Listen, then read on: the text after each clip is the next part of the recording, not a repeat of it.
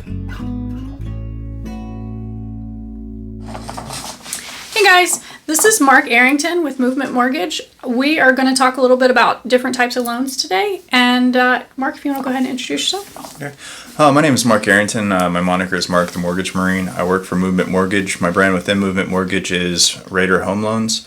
I'm a retired Marine, Master Sergeant, did 18 years in the Corps. Last 10 was in Special Operations. Got out about 2 years ago and decided to become a lender. I specialize in VA loans, but in Movement Mortgage, we can pretty much do anything other than, your stated income loan or whatever else, as long as the documentation supports what you put down on the application. But generally speaking, I really like working with my fellow veterans, so I do a ton of VA, but all those veterans also end up, buying properties later on and everything else. So as far as overall knowledge of all the loan products, whatever questions you have, I'll be more than happy to answer. Awesome. So one of the things that people are asking about right now is a 2-1 buy down. Can you explain what that is? Okay, so what a 2-1 buy down how it usually works is it's a seller concession. And essentially the seller says that we realize that the interest rates right now are a little bit high.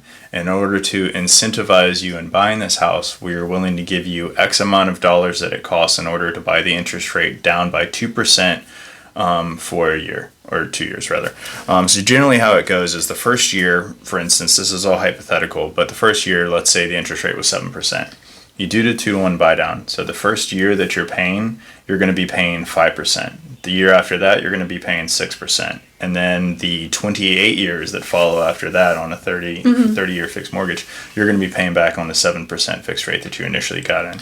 How it overall works is that money is held in escrow, and those funds are essentially used to supplement the difference in interest rate throughout those 2 years. And then obviously all of the funds get used up over those 2 years, and then you're back at your just standard fixed rate for the rest of the 28 years. So it helps some people, but it's not a permanent buy down, right? It is a temporary buy down. So people really need to realize that. And the overall thought process with a lot of these people are that interest rates are going to get better in 2 years, but at least with a 2-1 buy down, worst case scenario, you have a fixed rate for 30 years and you're just kind of getting some cream on the top for 2 years. Yeah. So I think you've touched on it a little bit, but can you explicitly state how that's different than an ARM? So an adjustable rate mortgage continues to adjust. Yes. Right? Whereas a 2-1 buy down is a fixed rate. So that is the primary difference between the two of them. Whereas the adjustable rate mortgage, you have, your initial interest rate for whatever that term of that ARM is, but then it goes up via an index year after year after year. Some ARM products have it where it caps out at a certain amount. Some other ones don't. So the benefit of going to a 2-1 buy down on a fixed rate loan, in my opinion, is going to be the fact that it is actually fixed. Yes. Right? I know for certain, this is hypothetical numbers, but I know for certain I'm never going to pay above a 7% interest rate. Whereas on adjustable rate mortgage, you know what your initial is, but then that index is going to continue to go up via just the market conditions as a whole, right? So to me, my thought process, so this is my opinion, would be that I would do an adjustable rate mortgage if I had some sort of prior knowledge that interest rates were somehow going to get better 2 years from now. I'm no magician. I don't look into a crystal ball, right? So I don't know, just from my military time, I'm always going to move from a fixed point, right? If I don't have a fixed point, then I'm just kind of, in the ether somewhere, right? So I always want to know where I'm at and then know where I need to go. So at least with a fixed rate 2-1 buy down type of mortgage, I know what the fixed rate payment is. I can plan for that, and then that's how I can actually structure my finances to ensure that, hey, all my bills are getting paid and I'm moving the financial needle for it. So is there any rules about when you are allowed to refinance? I know with VA it's 6 months, but if you have a 2-1 buy down, are you allowed to? So with the 2-1 buy down, if you refinance within the 2 years, that escrow money should come back to you depending on the lender's stipulations on that. But yeah, you'll get that money back. Whereas if you do a permanent rate buy down, if you refinance, you're not going to get that money back. Okay. So that's kind of the stipulations on that. For the most part, everything is 6 months. Generally speaking, VA, it's really 210 days because you have to make 6 on-time payments. Yeah. Usually you don't make a payment for 30 days, so now we're talking about 210 days. Same for FHA, same for USDA. They generally want you to keep that property and maintain that property for 6 months. Unconventional, You can technically refi it early, but most lenders aren't going to want you to do that because essentially they lose money if you refi it too early. And for me as a loan officer, like if you tell me that you're going to either sell the house or refi it within 6 months, I'm just not going to do a loan because it doesn't benefit our company. Absolutely. All right. Well, can you tell me a little bit about the Movement Boost program that you guys have at Movement Mortgage? So, I think the founding of this program was, hey, how do we help people with an in-house product in order to be able to put down the down payment requirement on an FHA loan? And an FHA loan's down payment minimum requirement is 3.5%. And as you know from your your real estate background, the down payment cannot come from the seller side. So that has to come from the buyer side of the transaction. And what happens a lot of times is people are living paycheck to paycheck, right? They're paying all their bills, they're being good citizens or whatever else, but they are living paycheck to paycheck. So to tell them like, hey, like I need you to save up 3.5% plus closing costs on top of that, it starts to be kind of an insurmountable type of obstacle. And that's why we get into like everybody's just renting now. And frankly speaking, I just don't think that everybody renting is going to be good for our country. So we developed this Movement Boost program, which essentially what it is, it's your standard fixed rate mortgage, but then we also have a second lien on it. The second lien can cover up to 5% of the overall loan amount. And then you can use that for the 3.5% to put down. And you can use it for an extra 1.5% towards closing costs. Nice. So it helps out. And what it really does for realtors, it allows you to have somebody that comes to you and says, hey, my credit's at least a 620 or better, because that's the minimum credit score for that program. But I don't have any money saved up, and I'm not VA, and I don't rate USDA for whatever reason, right? Which are both 100% finance options, right? But now we have this FHA product that the DTI is a lot more forgiving, the credit score is a lot more forgiving, and it overall just gives you another option. It's not for everybody by any means, but for the people that it's for, it's going to be able to get into a house, and they can use that as their starter house, starter loan, and then continue to get their finances better, be more financially sound going forward, and then they won't need down payment assistance for their next home, hopefully. Are there any additional guidelines or stipulations as far as what Movement requires for someone to get into that program? Because I know with FHA, you mentioned it, so lower credit score, higher DTI. Are there any things that Movement puts on top of that to where somebody might be cut off from that? I mean, there's debt to income. There's debt to income stipulations on it. There's credit score stipulations on it and everything else. And I would just say if anybody's interested in that program, probably just to reach out, and I'll be able to run over their application and kind of get into more of the weeds on everything. But yeah, there's a couple stipulations on it. But overall, the main thing is that you just have to be able to take the debt to income payment of the second and the primary. So it's not going to work for everybody, but at the same time, it's going to work for those people that have a good amount of income, have okay credit, but just are having trouble actually saving up, probably because they're spending all their money on rental payments. Yeah. So, well, inflation. But and inflation as well. Yeah. So. While we're talking about it, what are some of the other things that Movement Mortgage does for the community? I know you guys are really involved. Yeah, so there's the Movement Foundation, and essentially, this is my opinion, I think of the company as almost like two separate companies, right? You have your Movement Mortgage Company, which obviously is a for-profit entity, but then you have the Movement Foundation, which is our nonprofit entity. And what the nonprofit entity does is I think right now, at least last year, I think it's almost 49% of our profits goes into the foundation. And what the foundation does is it takes care of our employees, which is awesome. Employees go through trials and tribulations, and it's really nice that a company actually is going to look out for them. And then also, our founder's main goal is to try to build schools, right? Not just to build schools in good neighborhoods, but to build schools in lower socioeconomic neighborhoods in order for those kids to have all of the same benefits as suburban kids or whatever else. And it's been shown that our movement schools are usually about 400% better on standardized testing than their surrounding schools. And the kids that go to those schools, they don't really want for anything. Like the teachers are paid through the foundation, their clothing is provided, their books are provided, like everything is provided. So it's really just show up, and learn, because ultimately I think that's what we're all here to do. Yeah, absolutely. That is great. I love that. Obviously. Wilmington 2025. Nice. So yeah, Wilmington has been decided that that's going to be the next one. We call it impact lending. We're not obviously we developed the term or whatever else, but other lenders, if they want to, they can be impact lenders as well. They just have to give a certain percentage of their profits away to a charity of their choosing. But when you buying a house is a big financial commitment, and the fact that when you buy that house and the borrower knows that, cool, like I understand companies make money. That's how you keep the lights on. That's how I'm talking to you right now, so on and so forth.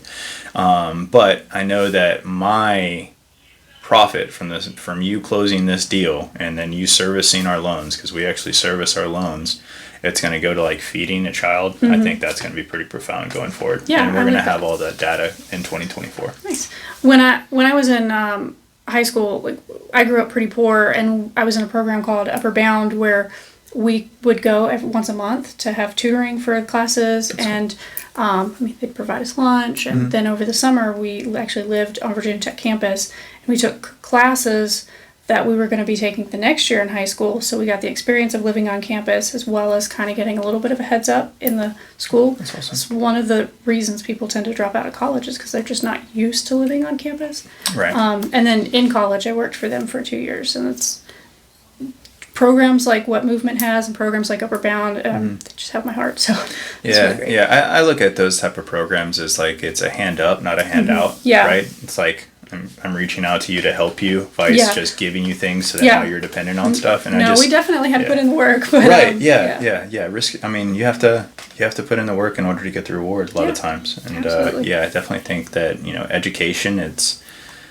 something that we in this country take for granted, right? But I've been to a lot of places where it's not a thing. You know what I mean? And the fact that Movement's actually investing in the education of generations, I think that's one of those things that's going to be it's just going to be profound. I love that. All right, and so we've talked about FHA loans, and then you mentioned USD. So can you kind of give me a little bit of comparison between the two? Okay, so FHA and USDA, a lot of times it's the same borrower, right? But a lot of times it's not. And the difference that I go through in just my schema in my head on when I'm doing a pre-qualification, the USDA is specific to, lower income rural areas. So there's stipulations for USDA on how much money you make. USDA for the most part is not very lenient as far as credit. Right? If you have a bunch of issues in your past or whatever else, like they're going to look at that pretty specifically. And then for USDA, obviously, like the location is important as well. USDA is 100% finance, which is nice. Whereas FHA, like you have to have that 3.5% down, which is why we made the Movement Boost program. So we essentially have made FHA into almost like a 100% finance product. It's just you have to take a second on it. And then for FHA, I'm going to put somebody in an FHA loan vice a USDA loan. Now saying this is the same house that's in a USDA area. I'm going to put somebody in an FHA loan that maybe doesn't have a stellar of credit. And that's main thing is debt to income ratio. Debt to income ratio on a USDA loan is generally speaking with automatic underwriting a lot lower than FHA. So for the most part, an FHA is going to be more of like, there's just a lot, it's a wider aperture on who can apply and actually get approved for an FHA loan versus a USDA loan, I would say. I know when I'm looking for houses, somebody with a USDA loan, I have to kind of double check and make sure it's in an area. That's one of the things as well. It can't be in a city limits, but it's more rural, but that doesn't necessarily mean all the way out in Richlands. We just have to double check, make sure the address is approved. Yep, and you have to make sure they don't make too much money. Yeah. And it's household income, whereas FHA, like, they don't care how much money you make. They care if you have another FHA home or not. Yeah. But for the most part, as long as you can, put the down payment up, your credit score is good, and your income checks out, like, you can get an FHA home. Whereas USDA, there's income guidelines and everything else. So, like, it's not, I don't want to say it's a more difficult loan, but I would just say that the aperture for FHA is greater than the aperture for USDA. Yeah. One of the things that we have to consider as far as listing agents with FHA is that the appraisal sticks to the house for all future FHA borrowers. So if something falls through, how do you as a lender kind of reassure sellers, or at least their listing agent, that you've got a good pre-approval? So, well, I try to communicate the best I can. Obviously I have a fiduciary responsibility to my borrower and through my borrower's agent, which is the buyer's agent, right? That's ultimately who I work for, are those two people. I don't really work for the seller. But with my borrower's agent's permission, then, I'll answer the phone when the listing agent calls. Of course, I'll explain to them, hey, this is what we've done for the pre-qualification. And that's also just kind of the difference between going with like a big box lender, like, call out a big box lender if you would like, but and then just go in with somebody that you're actually going to talk to on the phone, right? Because I'm actually I have a vested interest to make sure that your loan closes for a multitude of reasons, right? At the end of the day, you referred said person over to me, I want to make sure that your name stays high on the list and everything else, right? And we do our homework up front, and that's something that Movement Mortgage is very good at. If I have any sort of variability or question marks before I send out a letter, I will have them totally underwritten through our underwriting process, where it's like you're buying the home, but I now know that okay, cool, I know underwritten, the underwriter has signed off on this loan amount and you're good to go. And we already have all those documents up front, as long as you don't wait more than 30 days, and we don't really even need new documents and everything else. So I would just say that reassuring a listing agent would be that we actually do our homework up front and we communicate when necessary. Now, as far as the FHA appraisal sticking to the house. I know that some listing agents want to be cool, conventional or cash. Yeah. I would honestly think that in this current environment that's probably not going to behoove you with selling that house quickly anymore. Well, in our area too, we have so many VA that if you're just saying conventional and cash. And I mean my patriotic drive would be that if I was king for a day, that North Carolina would actually change their offer to purchase and actually just stipulate conventional or government and not even differentiate between USDA, FHA, and VA. Because frankly speaking, I think the people that say, cool, I'm not accepting a VA loan, are doing an incredible disservice to our veterans. So, I like my house, I like my freedom, but no, I'm not going to let the person that would go forth and die for my freedom buy my house with a VA. Yeah, I think, we're kind of going off on a different topic, but I see a lot on, the real estate mastermind groups that there's just so much misinformation about VA, but also FHA, which it just... in our area, it's not as big of an issue because we have so many VA, and FHA acts very similar as far as the appraisal process, but a lot of people just don't get it. They think the appraisal is going to be nitpicking every single thing. Any scratch on the wall, they're going to have to fix. It's really no. I mean, if you just think about all of the government loans in general, it's about safety. If your house is safe, then it's going to be fine. Yeah. If your windows aren't cracked, if your windows are cracked, your vinyl siding has a bunch of algae on it or something else. At the end of the day, spend a little bit of your money and due diligence to clean up your house before you sell it. You know what I mean? And I, you being a listing agent, I'm sure you've advised most of your clients to hey man, let's spend $1,000 real fast. Yeah. Let's fix up the house and you're not going to have a problem with all of these things. Now, obviously, if there's structural issues, but that's the purpose of the appraisal. That's they're going to order a home inspection on it anyways. Yeah. You know what I mean? So to me, and with VA, you have, there's a mechanism on if it doesn't appraise, you know what I mean? So I find that I haven't really ran into many issues as long as your house is as it should be. Now, obviously, if you know that your house isn't as it should be, then just be cool, man, I need cash, because nobody's going to really be able to lend on anyways. Yeah. I've had one of those where I knew it wasn't going to be VA approved and they didn't have time to fix it. So it's all right, cool, this is what we got to do. Yeah. I mean, it's sold, but... Yeah. Yeah, but now you know that you just have to, slim that aperture, but at least you knew, right? Yeah. You were cool, I know this isn't going to fly for VA, so you did what you had to do. Yeah, absolutely. Well, I think that's all we have, unless you want to talk about the advantages of conventional really quick. I mean, the main advantages of just conventional is that, the appraisal is not so in depth as your, FHA, your VA, Yeah. USDA. It doesn't stick to the property.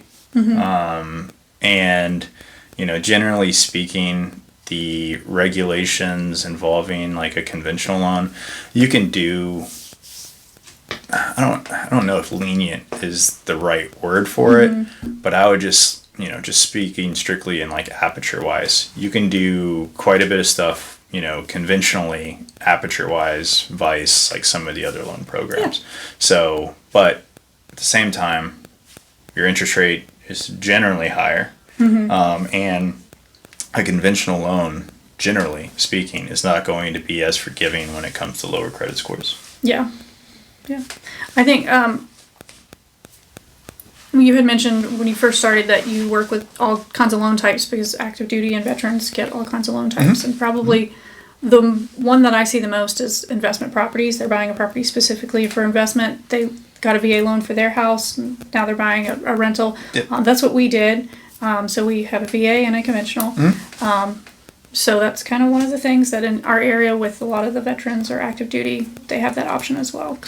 I mean, that's the beautiful thing about living in coastal Carolina, right? At the end of the day, like, people are moving here and people want to live here, and the rental market's always, for the most part, going to be pretty damn good. So especially around a base. So absolutely. It's good. All right. Well, thanks, Mark, for stopping by and let me chat with you, and I really appreciate it. Awesome. Well, thanks for having me. Yeah. All right.